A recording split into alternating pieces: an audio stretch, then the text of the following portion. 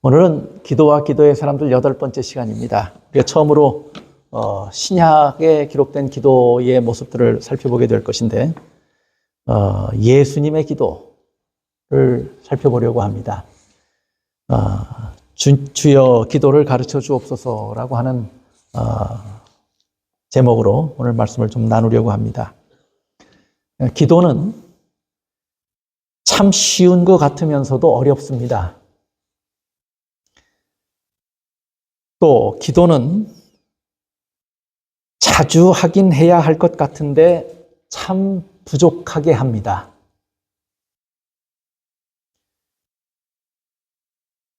여러분이 한번 곰곰이 생각해 보시길 바랍니다. 내가 얼마나 자주 기도하고 사는가. 여러분이 찬미가에도 그런 찬미가 있어요. 443장 찬미에 보면 이런 말씀이 있죠. 무릎 꿇고서 조용히 주님께 모든 비밀을 아뢰이며 마음문 열고서 기도한 일이 얼마나 오래되었나. 너의 친구인 주님께 마음을 모두 터놓고 얘기하며 마음의 평안함 가져본 일이 얼마나 오래되었나. 어두운 밤중에 고난 잠들기 전 무릎 꿇고서 통회하며 하늘 아버지께 호소한 일이 얼마나 오래되었나. 먼 동틀 때 동산에 올라 주의 사랑을 노래하며 주님의 은혜를 감사함이 얼마나 오래되었나. 우리 자신의 삶의 모습들을 가만히 들여다보면 기도하기보다는 너무 분주한 일상에 쫓겨서 우리가 이렇게 조용한 시간을 따로 떼어서 하나님을 알고 교제하는 일에 얼마나 가까이 하지 못했는가 하는 사실들을 깨닫게 됩니다. 자주 하긴 해야 할 것 같은데 우리의 삶의 실제 모습을 보면 참 부족하게 합니다. 또 내가 드리는 기도가 늘 하던 기도라 익숙해서 내가 지금 바르게 기도하고 있는가 잘못 기도하고 있는가조차도 인식하지 못하면서 기도하는 경우가 종종 있습니다. 익숙하기 때문입니다. 그래서 잘하는 기도인가 잘못하고 있는 기도인가 하는 것조차도 잘 분별하기 힘듭니다. 또 기도는 모든 일의 우선순위여야 하는데 늘 마지막 수단이 되어버리고 맙니다. 얼마나 우리의 기도가 불완전한 것인지. 그래서 아는 것 같은데 사실은 알아요, 몰라요? 몰라요. 기도가 참 쉬운 것 같은데 어려운 것이에요. 우리가 지난 7주간 구약의 기도의 모본들을 살펴보면서 우리는 그들의 기도와 비교할 때 얼마나 부족한 기도들을 해왔는가 하는 것을 볼 수 있었을 것입니다. 그런데 오늘 우리 특창 가운데서도 들으셨지만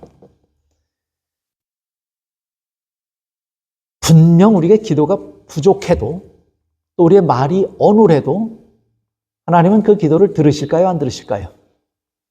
들으셔요. 그런데 우리는 기도하면서 뭐 합니까? 기도하고서 왜 실망하십니까? 노래하잖아요. 기도하면서 뭐 해요? 실망해요. 기도하면서 왜 불안해하십니까? 하고 또 노래하죠. 왜 실제로 기도하는데, 기도는 하긴 하는데 여전히 불안합니까? 또 기도하면서 만족하지 못합니까? 기도하면서 이상하게 하나님을 더 신뢰하고 신뢰를 배워야 하는데 이상하게 기도하면 할수록 하나님이 이번에도 안 들어주시겠지. 뭐가 커져가요? 불신이 커져가요. 그러면 한번 생각을 해보세요. 문제가 분명히 그 기도에 있습니다. 그렇죠? 그러면 그 기도의 문제는 하나님 쪽에 있습니까? 나에게 있습니까? 우리가 기도하면서 불안하고, 기도하면서 실망하고, 기도하면서 만족하지 못하고, 기도하면서 자꾸 불신하게 되고, 하나님이 문제라서 그렇게 되는 것이에요? 내 쪽에 문제가 있어서 그렇게 되는 것이에요? 만약에 우리가 그런 경험을 하고 있다면, 그리고 하나님이 문제 있는 분이 아니라고 하는 것이 전제되어 있다면, 우리가 기도를 잘하고 있다는 얘기입니까? 잘못하고 있다는 얘기입니까? 잘못하고 있다는 얘기예요. 그래서 기도가 다 하는 것 같은데 실상은 어려운 것입니다. 참 쉬운 것 같은데.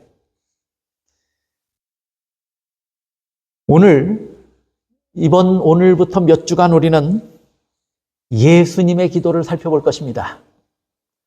예수님의 기도와 예수님께서 가르쳐 주신 기도를 살펴보려고 하는 것입니다. 그분이 언제 기도하셨고, 어떻게 기도하셨고, 무엇을 기도하셨는지 우리가 그것을 살펴볼 것입니다. 또 그분이 우리에게 기도는 이렇게 해야 하는 것이야 라고 가르쳐 주신 예수님의 기도를 살펴볼 것입니다. 그래서 우리가 기도를 바르게 하고 있는가 하는 모습을 다시 볼 수 있었으면 좋겠습니다. 예수님처럼, 예수님 닮은 기도자의 삶을 살 수 있었으면 좋겠습니다. 그래서 여러분이 아시겠지만 성경에 수많은 기도의 이야기들이 실려 있지만 그 중에 가장 완벽한 모본은 예수님의 기도입니다. 예수님의 기도하는 모습에서 그 완전한 모본을 찾을 수 있고, 예수님이 가르쳐 주신 기도에서 완전한 모본을 찾을 수 있습니다. 예수님은 참으로 자주 기도하셨습니다. 누가복음 11장 1절, 예수께서 한 곳에서 기도하시고 마치심에, 그날도 예수님은 기도하셨죠. 제자 중 하나가 여짜오되 주여 요한이 자기 제자들에게 기도를 가르쳐 준 것 같이 우리에게도 가르쳐 주옵소서 하고 예수님께 간청합니다. 그래서 제가 노란 글씨로 색을 입힌 것을 제목으로 딴 것입니다. 주여 기도를 가르쳐 주소서. 예수님은 기도하시는 분이었어요. 언제 기도하셨는가 보실까요? 누가복음 5장 15절 16절에 보시면 예수의 소문이 더욱 퍼짐에 수많은 무리가 말씀도 듣고 자기 병도 고침을 받고자 하여 모여오되 예수는 물러가사 한적한 곳에서 뭐 하신다고요? 저쯤 되면 저 상황이나 분위기가 사람을 흥분시키고도 남음이 있습니다. 그렇죠? 저 말씀의 주인공이신 예수님을 둘러싼 수많은 사람들, 운집한 군중들의 모습을 살펴보면 예수님도 상당히 상기되셨을 것이에요. 그 흥분을 가라앉히는 것이 쉬운 일이 아닙니다. 근데 예수님은 그것에 자기 자신이 흥분돼서 도취되신 것이 아니고 가르치실 말씀을 조리 있게 분명하게 다 가르치시고 난 후에는 스스로 자신은 어떻게 하셨어요? 자신은 한적한 곳으로 가서서 기도하셨어요. 또 보세요. 마가복음 1장 35절, 새벽 아직도 밝기 전에 예수께서 일어나 나가 한적한 곳으로 가서 거기서 기도하시더라. 새벽이 아직 밝기도 전에 그분은 뭐 하셨어요? 기도하셨어요. 수많은 군중을 가르치고 나서는 바로 기도하러 가셨어요. 우리가 아까 읽은 누가복음 5장 15절 16절의 말씀을 NIV에서는 뭐라고 번역했냐면 자주 그렇게 하셨다고 번역을 했어요. 그것은 계속적이고 반복적인 예수님의 습관이었다고 말씀하는 것입니다. 예수님은 자주 그렇게 하셨다고 그랬어요. 반복적으로 그렇게 하셨다고 말씀합니다. 새벽이 밝기도 전에 예수님은 뭐 했어요? 늘 한적한 곳으로 가서 거기서 기도하셨습니다.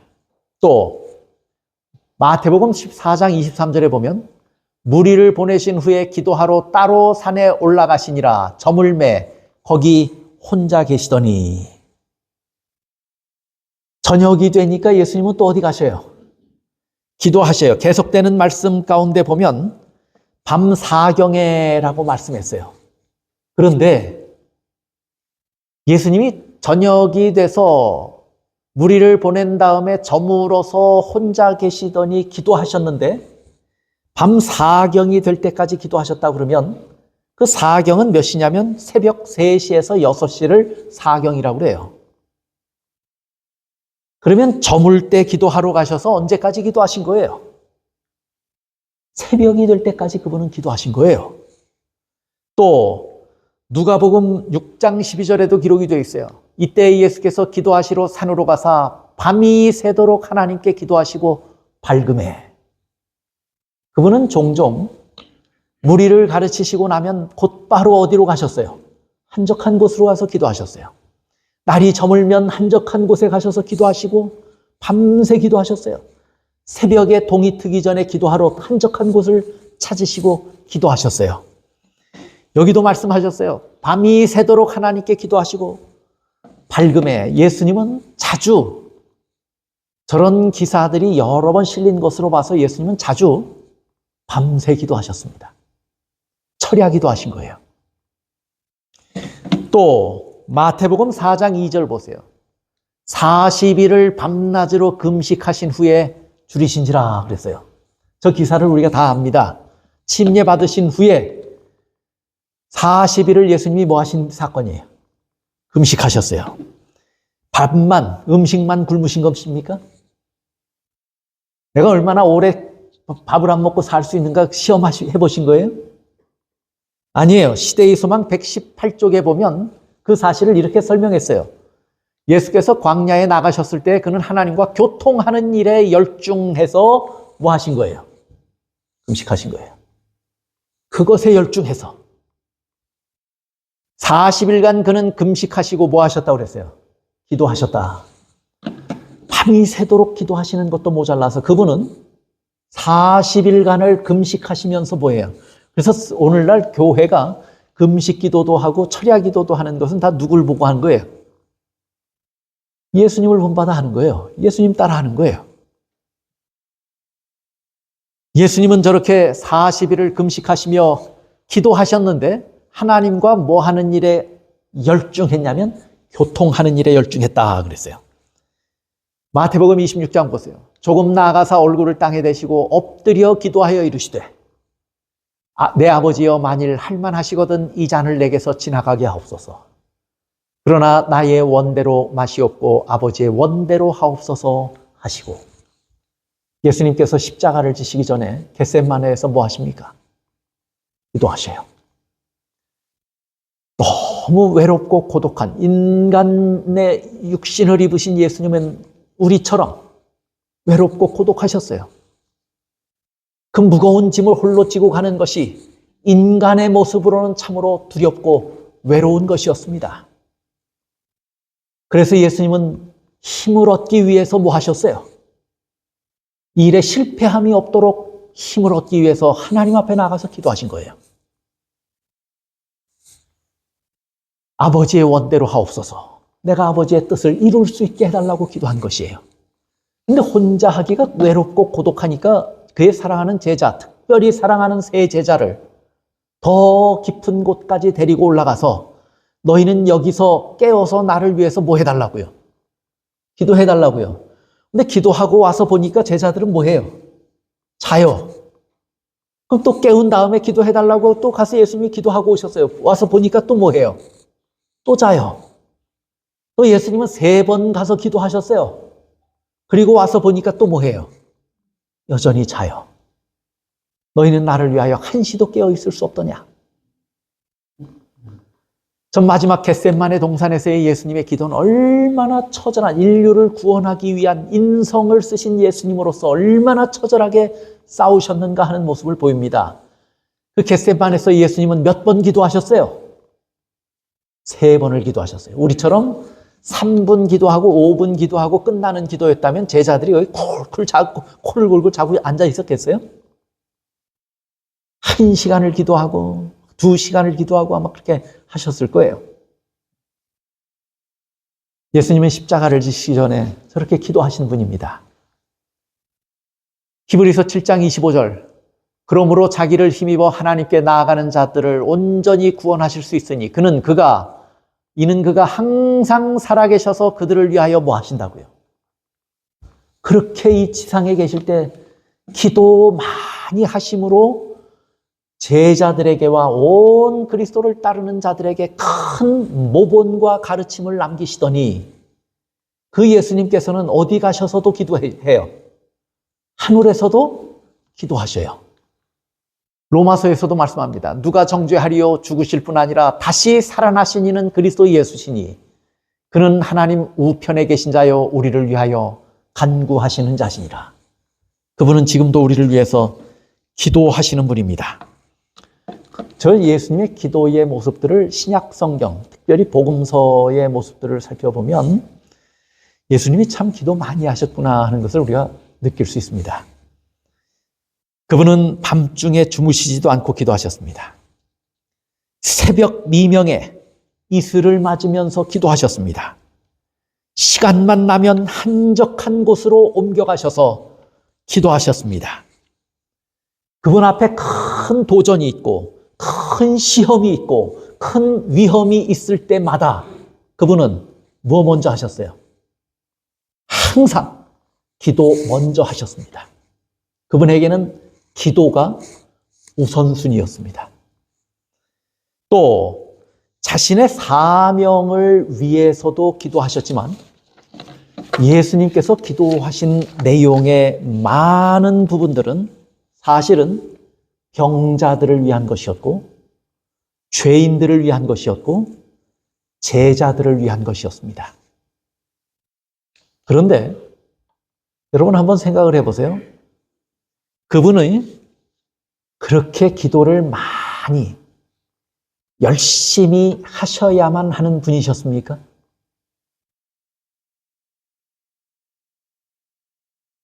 그분은 기도가 필요하신 분입니까? 그분은 하나님이셔요. 천지 만물이 그의 명령을 듣습니다. 하늘의 천사들까지도 예수님이 말씀 한마디 하면 순종합니다. 그분 안에 전지함과 전능함이 있습니다. 그분이 죄가 없다면 회개할 필요도 있습니까? 없습니까? 그분은 죄가 없으신 분이에요. 그분이 자기 개인을 위해서는 기도하실 필요가 없는 분이에요.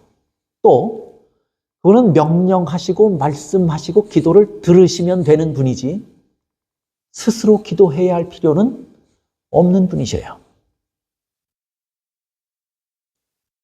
그분은 우리처럼 기도해야만 하는 연약한 존재가 아닙니다. 그럼에도 불구하고 그분이 그렇게 무시로 기도하였다면 하물며 우리 같은 사람들은 어떻게 해야 하는가 하는 것을 우리는 분명히 느끼고 깨달아야 합니다. 우리가 기도하지 않는다면 그것처럼 교만하고 그것처럼 어리석고 그것처럼 위험한 일이 어디 있겠습니까? 오늘 우리는 왜 예수님이 그렇게 기도하셨는가 하는 사실을 살펴보면서 그것은 온 인류를 위한 자신에게 맡겨진 사명을 이루려 하심에도 있었지만 우리에게 뭘 가르치시기 위해서 그렇게 또 보여주신 거예요. 기도는 이렇게 하는 것이야 라고 하는 것을 가르쳐 주시기 위해서 모본이 되시기 위해서 그분은 기도를 보여주신 것입니다. 예수님의 기도를 통해서 오늘 우리는 무언가 느끼고 깨달아야 합니다. 그분에게는 항상 무엇보다 기도가 먼저였다면 우리도 모든 일에 기도가 우선순위가 되어야 하는 것을 배워야 합니다. 그분이 자주 기도하셨다면 우리도 지금보다 더 자주, 더 많이 기도해야 한다고 하는 사실을 배워야 합니다. 성경에는 기도하라고 하는 명령이, 여러분 성경을 보시니까 적게 기록되어 있든가요? 많이 있든가요? 기도에 대한 권면, 기도하라고 하는 권면이 적어요? 많아요? 그 권면이 부족해서 우리가 기도가 부족합니까? 기도하라는 권면이 참 많아요. 구하라 하는 말씀이 있어요? 없어요? 쉬지 말고 기도하라 그런 말씀이 있어요? 없어요? 무시로 성령 안에서 기도하라 그렇게 말씀해요? 안 해요? 기도하라고 말합니다. 왜 이렇게 자주 기도하라고 말씀할까요? 왜? 여러분 한번 생각해 보세요. 왜 그렇게 자주 기도하라고 말씀하시는가?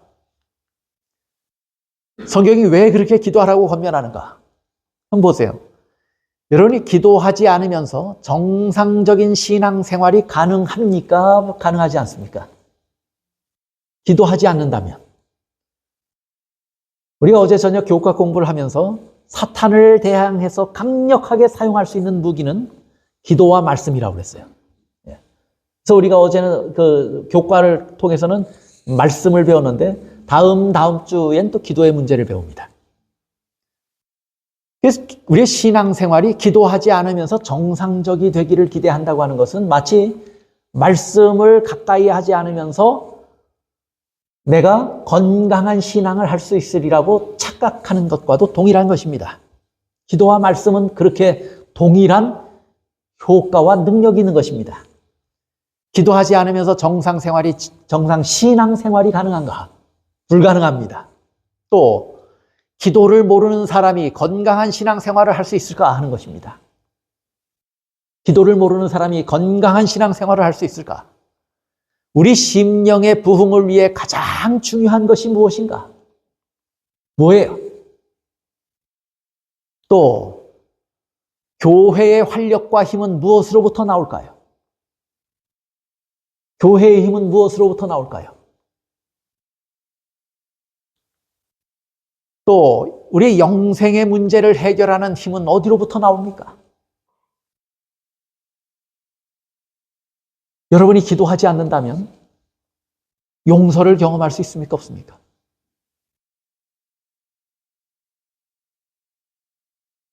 우리 영생의 문제를 해결하는 힘은 어디로부터 나오냐면 기도하는 것으로부터 나오는 것입니다. 그리스도인이 그래서 기도하지 않으면요, 그 심장이 멈추는 것과 같은 것이에요. 그리스도인이 기도하지 않으면 호흡이 멈추는 것과 같습니다. 정로의 계단에서도 이렇게 말씀해요. 마귀는 기도를 게을리하는 자들을 어두움으로 가두어 놓는다. 기도하지 않으면 우리는 다 저렇게 되어서 정상적인 신앙생활을 할 수 없게 됩니다. 신앙의 모든 활력을 잃어버립니다. 그래서 사무엘서 12장 23절에 보면 나는 너희를 위하여 기도하기를 쉬는 죄를 여호와 앞에 결단코 범하지 아니하고 그랬어요. 기도에 대해서 어떤 인식을 가졌냐면 기도를 쉬는 것은 뭐처럼 여긴 거예요? 기도하기를 쉬는 죄라고 한 것으로 봐서 기도하는 것을 멈추면 사무엘은 무엇 짓는 것처럼 느꼈냐면 죄 짓는 것처럼 느꼈어요. 기도를 쉰다고 하는 것을 죄로 여겼어요. 다윗은 또 어떻게 느꼈는가 보세요. 시편 116편 2절 그의 귀를 내게 기울이셨으므로 내가 평생에 뭐하리라고요? 내가 평생에 기도하리라고요. 오늘 우리에게 사무엘과 같은 기도의 정신, 다윗과 같은 기도의 결심이 우리에게 있으면 참 좋겠습니다. 그래야 우리는 제대로 호흡하는 것과 같고 우리의 심장이 제대로 뛰는 것과 같습니다. 그래야 호흡이 제대로 되고 심장이 제대로 뛰어야 그 사람이 정상적인 사람이 되는 거예요. 그래야 기도가 마치 호흡과 심장이 뛰는 것과 같은 것이라면 우리는 그렇게 기도해야만 정상적인 그리스도인이 될 수 있고 정상적인 그리스도인으로서 활력을 가지고 자라날 수 있는 것이에요. 오늘 우리는 다 그렇게 되기를 바라는 마음으로 누구의 기도를 보냐면 예수님의 기도를 보는 것입니다. 벌써 예수님은 우리에게 기도를 가르쳐 주셨어요. 기도는 무엇보다 뭐 해야 한다고요? 우선해야 한다. 기도는 우리가 생각한 것보다 자주 해야 한다는 것입니다. 여러분, 하루에 한 번만 숨 쉬면 됩니까? 우리의 심장이 어떻게 그렇게 매분 그렇게 수십 번씩 뛰는지 모르겠어요. 지칠 법도 한데 오늘 네가 너무 수고가 많으니 하루 좀 쉬었다 가자. 가능해요? 불가능해요? 숨 쉬는 것과 같고 심장이 뛰는 것과 같은 것임을 누가 보여주신 것이냐면 예수님께서 보여주신 것이에요. 그렇다면 우리는 더 많이 기도해야 합니다. 다시 우리 본문의 말씀으로 돌아가 보시죠. 예수께서 한 곳에서 그날도 기도하십니다. 그런데 얼마나 그분의 기도가 본받을 만한 것이었는지 제자들이 그 모습을 지켜보다가 한 제자가 여쭙니다. 우리에게도 뭘 해달라고요? 기도를 가르쳐달라고요. 그런데 전날은 제자들이 12명의 제자들이 예수님에게 가까이 오는데 그들이 오는 발자국 소리나 그들이 대화하며 오는 그 말소리나 그들의 움직이는 소리를 예수님이 들으실 수 있을까요? 못 들었을까요? 예수님에게 가까이 나왔는데 들을 법도 하잖아요. 가끔 제가 기도하고 있으면 저희 집사람이 말을 걸어요. 제가 기도하고 있는 걸 못 보고 딴 데 보고 있다가 말을 걸어요. 그럼 제가 대답을 안 해요. 기도하는데 대답을 해요. 그러면 대답 안 한다고 뭐라 그래요 또. 그러다가 이렇게 돌아보고 기도하네.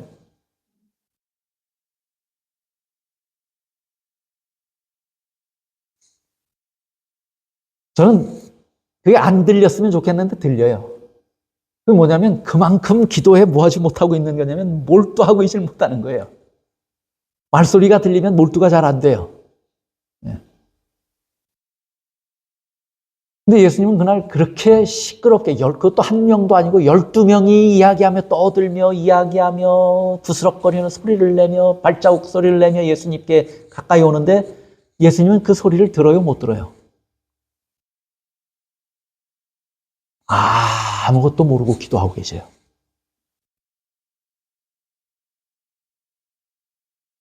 제자들이 온 것도 모르고 기도하셨어요.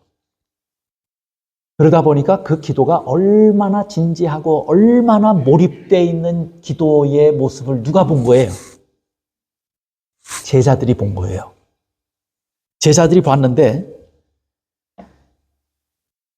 사실은 제자들은 예수님과 동고동락하면서 늘 같이 지냈기 때문에 예수님의 삶을 누구보다 더 자세히 압니다.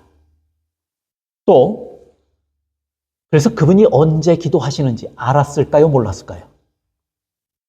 알았어요. 또 얼마나 자주 기도하셨는지 알았을까요? 몰랐을까요?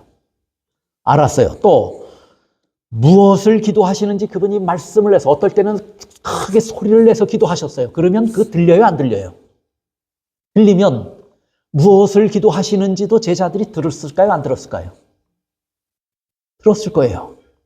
그럼 제자들은 3년 반이나 예수님을 따라다니면서 제자들이 예수님이 언제 기도하시는지, 얼마나 자주 하시는지, 무엇을 위해서 기도하시는지 다 듣고 다 알아요.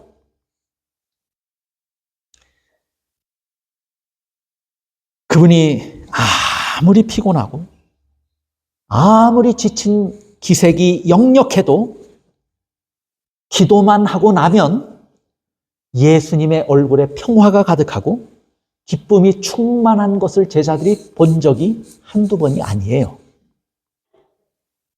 기도하고 일어나시는 예수님의 모습을 제자들은 봤어요. 또 예수님의 기도가 얼마나 진지하고 얼마나 몰입되어서 기도하는지 제자들은 봐서 알아요.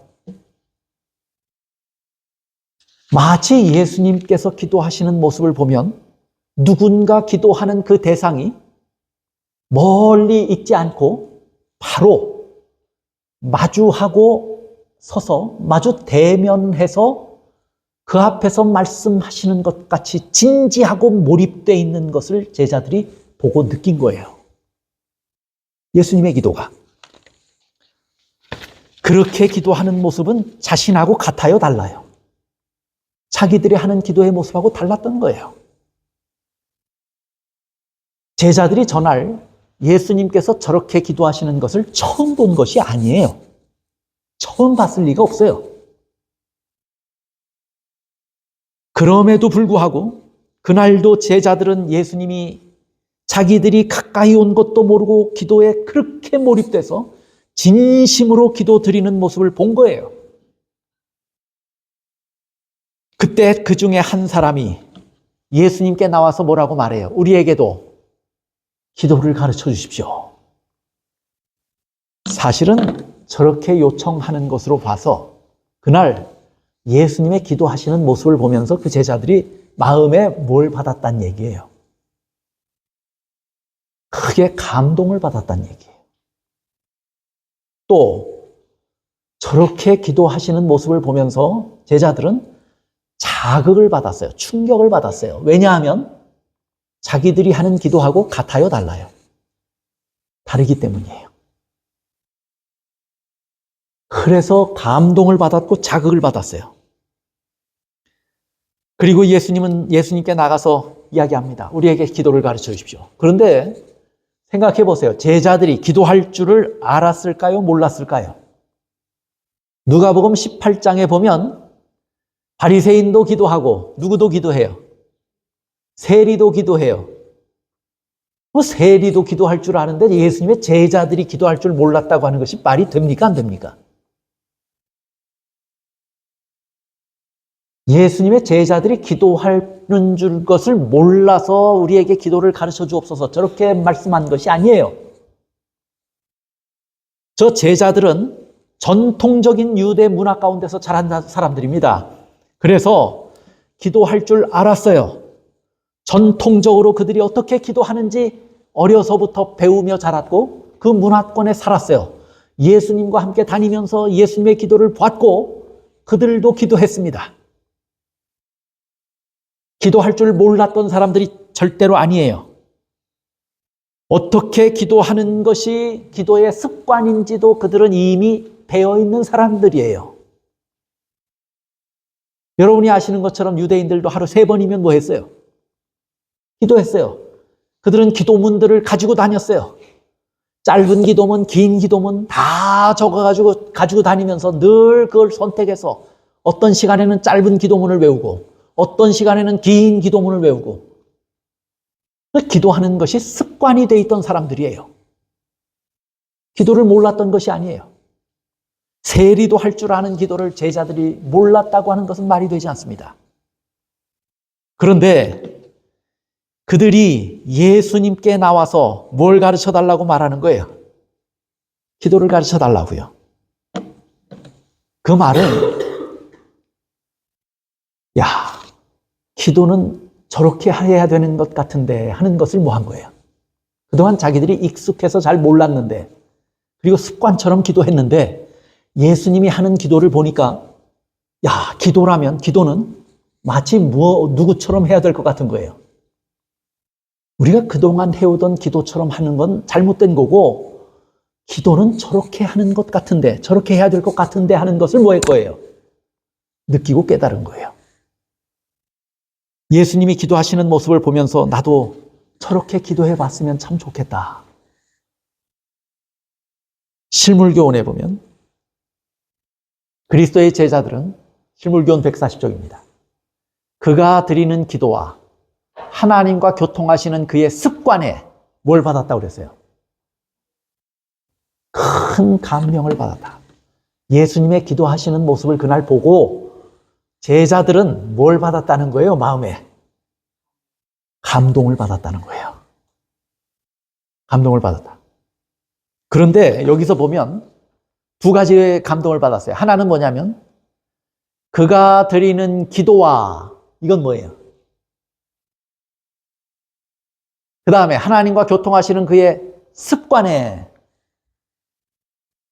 그날 드리는 예수님의 기도와 예수님께서 평상시에 하나님과 교통하며 기도해 오시던 뭐예요? 습관에. 이것에 제자들이 뭘 받았다고요? 감동을 받았다고요.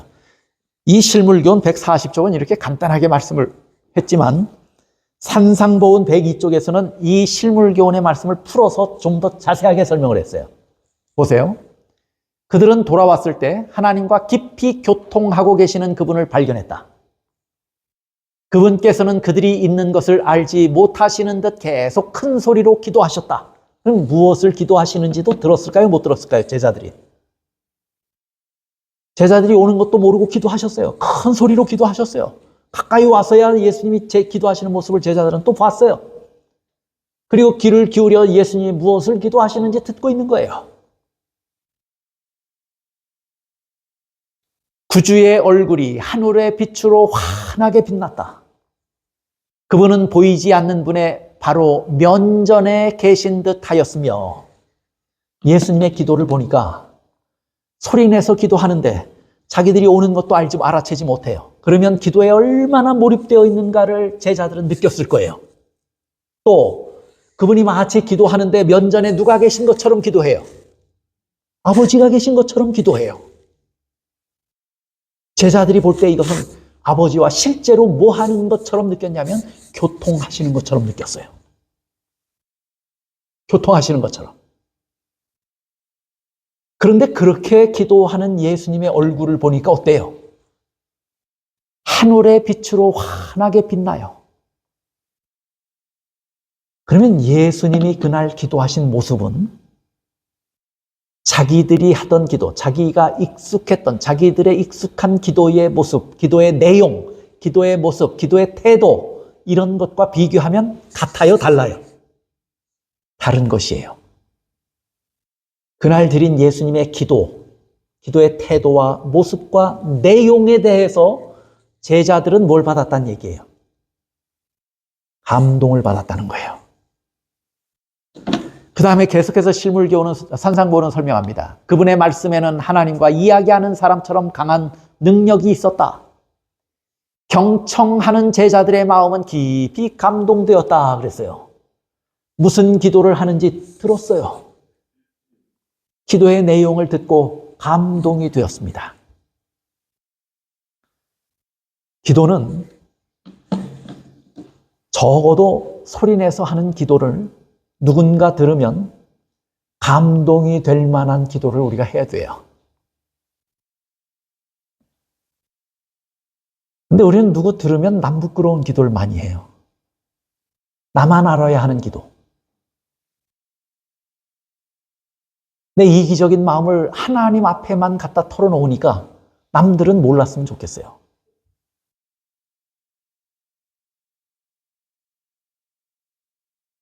예수님의 기도는 큰 소리로 기도하는데 그 내용을 가만히 들어보니 듣는 사람이 감동이 돼요.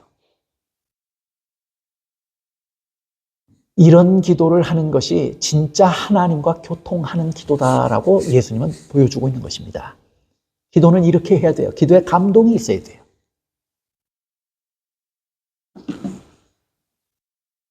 그들은 예수께서 한적한 곳에서 당신의 아버지와 교통하면서 오랜 시간을 보내시는 것을 흔히 목격하였다.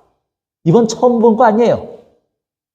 그래서 아까 실물교훈에서는 예수님의 기도와 예수님의 기도의 뭐예요? 습관.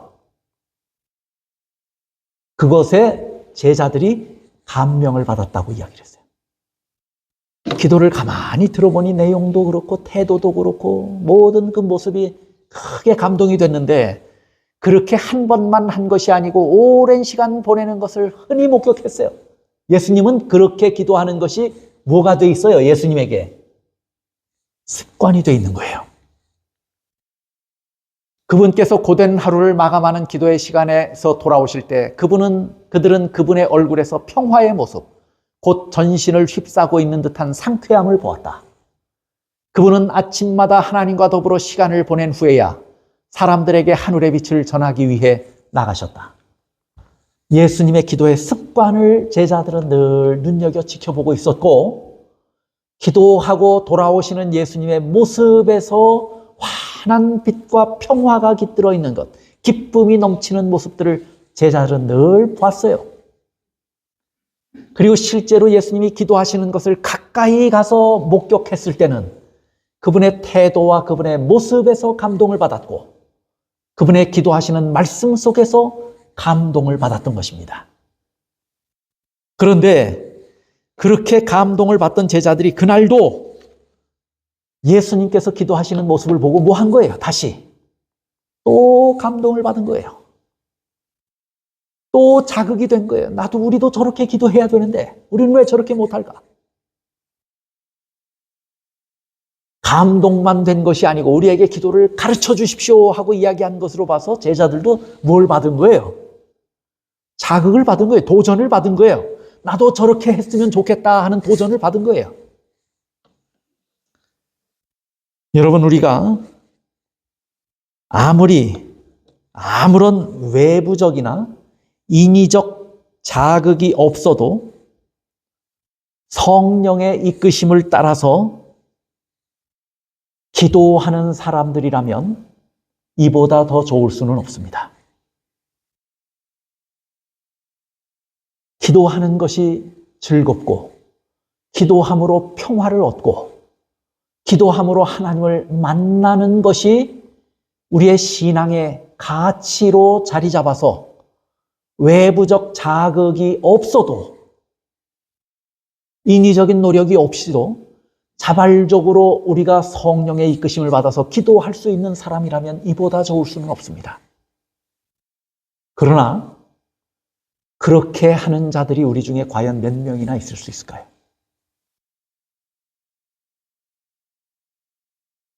그렇다면 적어도 제자들처럼은 돼야 돼요. 우리 스스로 그렇게 할 수 없다면 제자들은 누굴 바라본 거예요? 예수님을 바라봤고, 예수님의 기도를 바라보면서 나도 저렇게 했으면 좋겠다 하는 감동과 자극을 받았어요.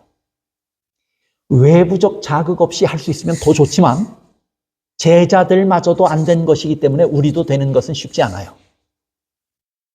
그렇다면 우리도 기도에 대해서 뭐가 있어야 돼요?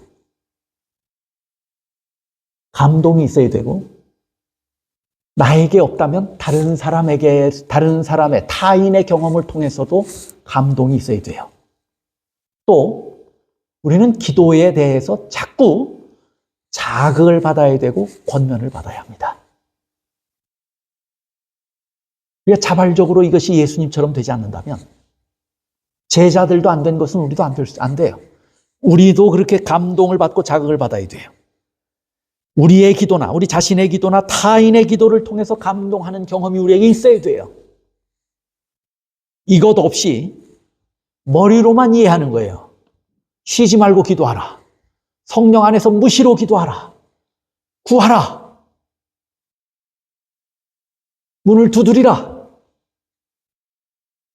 그럼 여러분이 가슴으로 이해합니까? 머리로 이해합니까? 그렇게 머리로 이해하고 내가 기도해야 되는데 하고 이해하고 작심도 해보지만, 결심도 해보지만 얼마 가든가요? 안 가든가요? 기도의 감동과 자극이 실제로 우리에게 자주 있어야만 우리의 기도는 지속될 수 있습니다.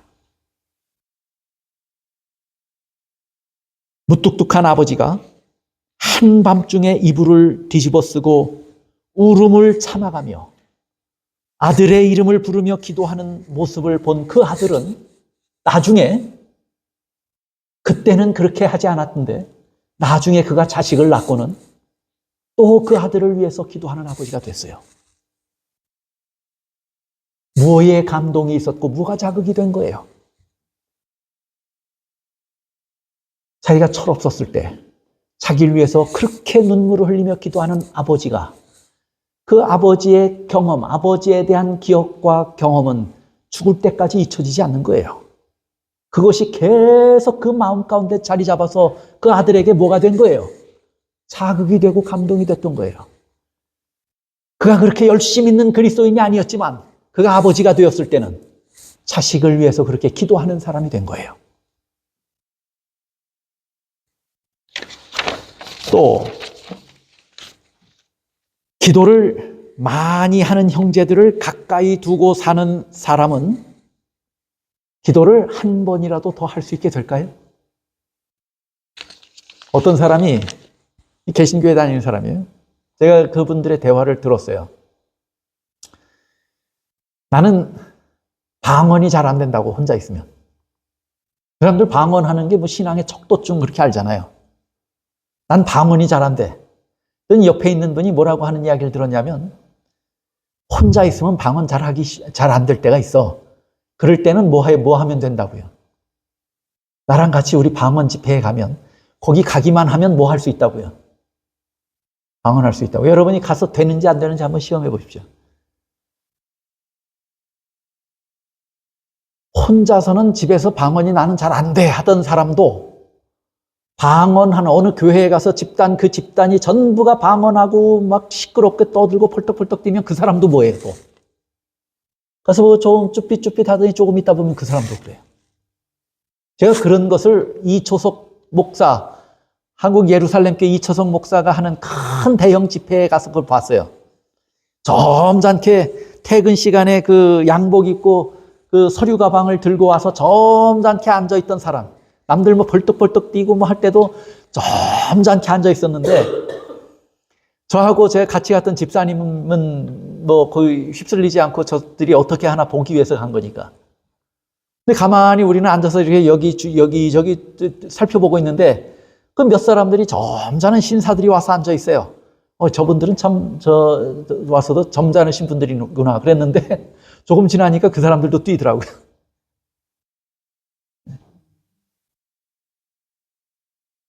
그래서 좀 체면 있는 사람들도 그런 분위기에 가면 그렇게 휩쓸려서 시간 지나면 그렇게 뛰어요, 보니까.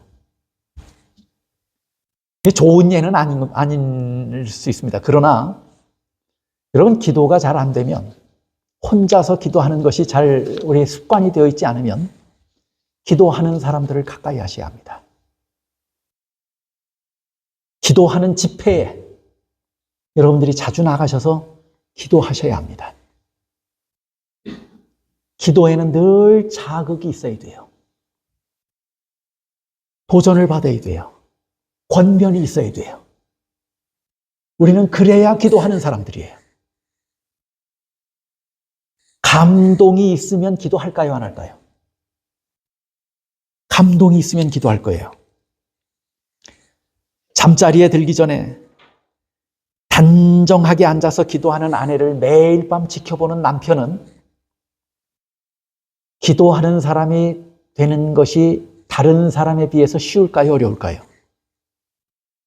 제가 기도하는 아내 때문에 목숨을 구한 한 사람의 이야기를 합니다.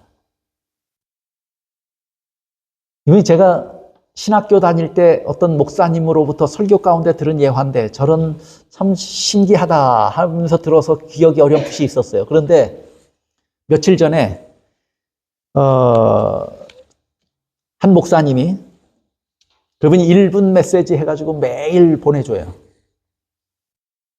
근데 그분이 1분 동안에 한 예화를 조금 짤막짤막한 걸 하나씩 보내줘요. 그런데 제가 그 예전에 신학생 때 들었던 그 얘기를 보냈어요. 그래서 이 얘기 내가 예전에 들었는데 하면서 봤어요. 이게 뭐냐면 6.25 전쟁이 터졌는데, 아내는, 이 사람이 결혼한 사람이었는데, 젊은 부부였는데 아내는 그리스도인이었어요. 이 남편은 아내가 기도하는 모습을 날마다 봤어요. 또 그것이 꼴보기 싫어서 남편은 아내에게 이것저것 손에 집히는 것을 집어 던지고 야단을 쳤던 사람이에요. 기도하는 아내를 그때는 끔찍하게 여겼어요. 그런데 기도만 하는 것이 아니고 기도하다가 뭘 던져가지고 한 대 얻어 맞았는데 기도를 끝내고 나더니 찬미를 부르는 거예요. 이해할 수 있습니까? 없습니까? 이 사람이 얼마나 많이 들었는지 자기도 모르게 그 부인을 두들겨 패고 뭘 던지면서 들은 찬미를 외울 정도였어요. 근데 이 사람이 아직 젊었기 때문에 징집을 당해서 인민군에 차출이 된 거예요. 예전에 한국에 사는 사람들도 그 사람들이 의용군으로 붙잡아다 전투에 내보내고 했잖아요. 그래서 의용군에 차출이 돼가지고 붙잡혀 나갔다가 미군에게 포로가 됩니다. 근데 미군에게 포로가 되는데 이 미군이 포로로 잡은 몇 사람들에게 이렇게 제안을 했어요. 너희 중에 그리스도인은 풀어주겠다. 대신에 니네가 그리스도인인 것을 증명하라는 거예요. 그리스도인이면 풀어주겠다고 하면 전부 다 그리스도인이라고 손들고 나갈 거 아니에요. 근데 이 미군이 무슨 생각을 했냐면 그리스도인이라면 바르게 판단하고 바르게 할 수 있어요. 우리가 이렇게 해서 풀어주고 하면 그들이 다시는 그렇게 안 하겠지 하고 풀어준다고 한 것 같아요. 그리스도인이라면 풀어주겠다고 그랬어요. 그 증명하라고 그러는데 내가 그리스도인이라고 하는데 그럼 너 한번 그리스도인인 걸 보여줘봐 했더니 아무것도 할 줄 몰라요. 넌 아니야. 이렇게 거짓말한 거예요. 그냥 이쪽으로. 자기 차례가 됐어요. 이 사람이 자기 차례가 돼서 너가 그리스도인인 걸 증명해봐 했더니 내 주께 가까이 나가는 길 노래를 부르는 거예요. 누구 두들겨 패면서 배운 거예요. 그 기도하고 찬미하는 그 부인을 두들겨 패며 배운 거예요. 근데 그렇게 하다 보니까 끝까지 가사를 몰라요. 중간쯤 가서 가사가 기억이 안 나니까 가사는 모르지만 난 살고는 싶구나 하고 노래를 맞춘 거예요. 근데 미군이 그 한국말 알아들어요? 고기 맞으니까 너는 그리스도인. 풀려났어요. 누구 때문에 살아난 거예요? 자기 아내 때문에 살아난 거예요. 자기 아내가 자기 목숨을 구한 것을 알게 됐어요. 자기 아내의 기도와 찬미가 얼마나 소중하고 귀한 것인지 알게 된 거예요. 아내에게 돌아가서는 그렇게 했을까요? 안 했을까요? 예전처럼 그렇게 안 한 거예요. 기도하는 아내가 있으면 그 남편이 늘 덕을 봅니다. 기도하는 가장 아래서 그 가족들이 늘 은혜를 입습니다.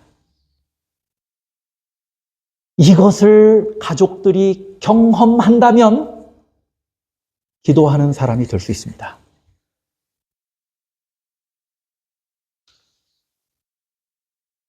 여러분 사도행전 12장에 보면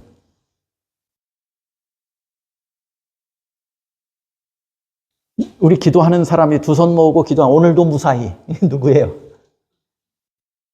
사무엘이에요. 사무엘은 우리는 기도하는 사람, 기도하는 것을 쉬는 것을 뭘로 여긴 사람이에요? 죄로 여긴 사람이에요. 이스라엘 백성들의 선지자와 사사, 구약시대의 선지자와 사사 중에 그 사무엘이에요. 가장 기도의 대표적 인물을 하나 꼽으라고 그러면 사무엘입니다. 왜냐하면 사무엘은 태어날 때부터 뭘로 태어난 사람이에요?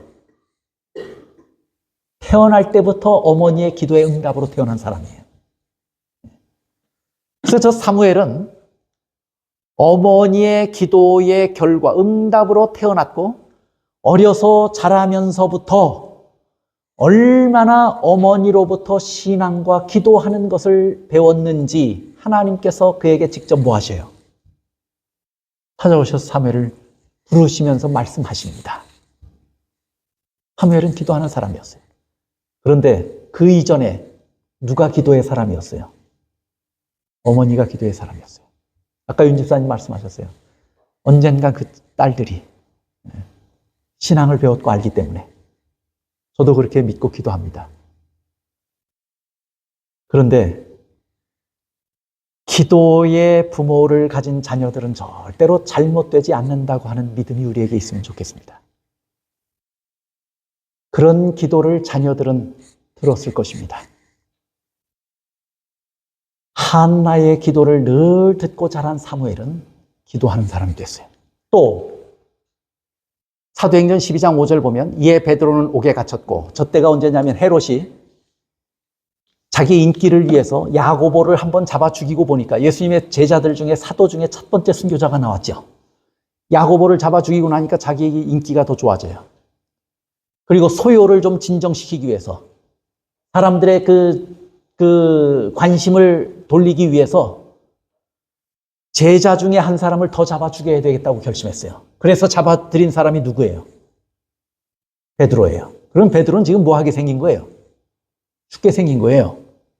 그런 목적으로 잡아들였다면 어떤 죄목이라도 씌워서 뭐 할 겁니까? 헤롯은 죽일 겁니다. 저건 누가 간섭해도 살아날 수 있는 방법이 없어요. 그런데 그때 이것을 깨달은 교회의 성도들이, 교회는 그를 위해서 뭐 했다고 그랬어요? 간절히 하나님께 기도하더라 그랬어요. 사도행전 12장 12절 13절 마가라 하는 요한의 어머니 마리아의 집에 가니 여러 사람이 거기에 모여 기도하고 있더라. 여전히 베드로가 감옥에 갇히던 순간부터 기도했어요. 사람들이. 언제까지 기도했어요? 그렇게 그날도 그렇게 지금 모여 여전히 흩어지지 않고 모여서 기도하고 있는데 누가 대문을 두드려요? 베드로가 그 기도하는 집에 대문을 두드리고 서 있는 겁니다. 누가 그분을 살려내신 거예요? 하나님께서 그의 발에 차인 착고를 풀어내시고 그 단단하게 갇힌 옥문을 여신 후에 베드로를 자유롭게 풀어주신 거예요. 지금 누구의 기도가 응답받은 거예요? 그 문 열로 나온 그 어린 계집아이라고 되어 있죠. 로데라고 하는 아이가 기도는 했지만 이렇게 빨리 응답되고 실제로 응답되리라고 하는 것을 생각했을까요? 못했을까요? 아마도 못했을지 몰라요. 기도를 조금 더 해야 될지 모른다고 생각했을지도 몰라요. 그런데 그렇게 기도하는 중에 자기네들의 기도가 다 끝나지도 않았는데, 그 집회가 다 끝나지도 않았는데 누가 그 대문 앞에 와 서 있는 거예요? 베드로가 와 서 있는 거예요. 로데가 이 어린 소년이 깜짝 놀라서 문 열어주는 것도 잊어버리고 문은 여전히 굳게 닫아둔 채 누구한테로 달려가요? 기도하는 모임에 달려가서 베드로가 살아서 돌아왔다고 외친 겁니다. 그만큼 기쁜 일이 벌어진 거예요. 감동이 있습니까? 없습니까? 기도에 이런 감동을 겪은 저 마가의 어머니, 마가라 하는 요한의 어머니 마리아의 집에 모였던 저 하나님의 자녀들이, 하나님의 백성들이 그 기도에 깊은 지울 수 없는 감동을 가지고 사는 사람들이 기도하는 사람이었을까요? 아닐까요? 기도에는 이런 감동이 있으면 기도하게 합니다. 기도에 자극이 있으면 기도할 수 있습니다. 그래서 오늘 예수님의 기도를 우리가 깊이 공부하기 전에 그것이 타인의 기도든 자신의 경험이든 늘 우리는 기도의 감동을 받으며 살 수 있었으면 참 좋겠습니다. 기도하는 형제들을 가까이에서 늘 두고 기도에 자극을 받으며 살아야 합니다. 제자들이 예수님에게 자극을 받은 것처럼 우리가 기도 없이 살아가는 사람들 틈바구니에서 무슨 감동을 받고 무슨 자극을 받고 무슨 권면을 받겠습니까? 먼저는 기도하시는 예수님을 여러분 자주 바라보시고 묵상하시면서 그 모습에서 여러분의 마음에 감동과 자극이 있게 되시기를 바랍니다. 예수님도 저렇게 기도하셨다면 하물며 나 같은 사람이, 나같이 연약한 사람이라면 얼마나 더 기도해야 하겠는가? 늘 자극을 받게 되시기를 바랍니다. 기도하는 형제들을 가까이 교제하셔서 여러분에게 지혜가 있다면 세상 무엇보다도 기도하는 형제들과 가까이 하시길 바랍니다. 또 기도할 수 있는 집회에 열심히 참석하시기를 바랍니다. 오순절에 그들이 모였더니 누가 임하신 거예요? 성령이 임하셨고. 그들이 뭐 하니까 성령이 임하셨어요? 기도하니까 성령이 임하셨어요. 그런 곳에 자기를 둬야 우리가 감동도 있고 자극도 있고 기도하고 그곳에 누가 역사하시는 거예요? 성령이 역사하시는 거예요. 그래서 증언의 말씀에는 모든 집회, 그것이 어떤 규모라든지 작든지 크든지 모든 집회에는 성령께서 역사하시는 절호의 기회라고 말씀합니다. 기도하는 집회에 열심히 참석하십시오. 제자들이나 우리나 기도가 무엇인지, 왜 기도해야 하는지 다 압니다. 그런데 그들이나 우리나 다 머리로만 압니다. 그날 예수님의 기도를 본 제자들이 그 기도에서요, 얼마나 감동을 받았고 얼마나 자극을 받았는지 산상보훈 103쪽에서 뭐라고 말씀했냐면, 그때서야 제자들이 기도가 진정으로 필요하다는 사실을 깨달았다고 그랬어요. 그때서야. 그전에는 뭘로만 안 거예요? 머리로만 한 거예요. 제자들조차도. 여러분, 우리 자신의 모습들을 살펴보십시다. 우리의 기도는 여전히 머리로 인식하고 또 그렇게 오래 습관이 되어서 잘못된 건지 잘된 것인지도 분간할 수 없는 상태에서 머리에 인식되어진 그 인식으로만 기도하며 살아가는 사람인지, 아니면 우리의 기도에 감동이 있고 또 성경이 우리에게, 또 하나님의 종들이, 또 이 성경의 권면들이 우리에게 늘 자극이 되어서 우리의 마음이 감동되어서 움직여서 기도하는 사람인지, 우리 자신의 모습을 살펴보며 예수님의 기도의 모습을 우리가 진지하게 묵상하고 살펴보는 이 시간들이 다 마칠 때쯤 되면 우리도 예수님 이 제자들처럼 그렇게 기도하는 것이 진정으로 필요하다고 하는 사실을 분명히 깨달아 알게 되시기를 간절히 바랍니다. 그것을 내가 목적으로 두고 예수님의 기도를 내가 묵상해야 되겠다, 이런 결심과 각오가 있었으면 좋겠습니다. 우리가 다음 시간부터는 예수님의 기도의 모습, 오늘 우리 예수님이 어떻게 기도하셨는가를 좀 살펴봤어요. 또 예수님께서 이렇게 기도하라고 가르쳐 주신 내용도 우리가 좀 함께 살펴볼 것입니다. 예수님의 기도가 우리에게 늘 감동이 있고 자극이 되게 되시기를 간절히 바랍니다. 그래서 우리도 그렇게 기도하며 살아가는 사람들, 우리의 신앙이 살아서 활력이 있는 그런 그리스도인으로 살게 되시기를 간절히 바랍니다.